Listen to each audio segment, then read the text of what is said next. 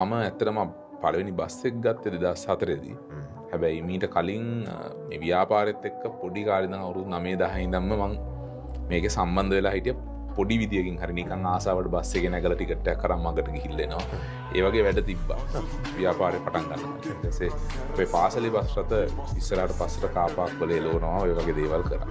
School bus. එතකොට එතනින් මම 2004 තමයි මම A level පන්ති ඉද්දි තමයි මගේ පළවෙනි බස් රථය අරගෙන මේ ගමන ආරම්භ කරේ. ඉතින් මේකත් එක්ක යද්දි මට අභියෝග ගොඩක් තිබුණා. වෙනම මාෆියා එකක්.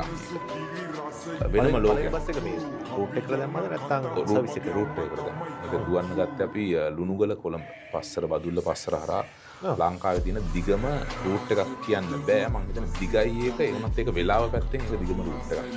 පැය 24 ඇතුළත ගිහිල්ලා එනවා. පැය 19ක් විතර බස් රථේ පාරේ තියෙනවා. ඔය වගේ එක්ස්ට්‍රීම් දේවල් වලට තමයි මමත් ආසයි. ඒ හින්දා මම ඒ රූට් එක තියාගත්තා. තෝරගත්තා.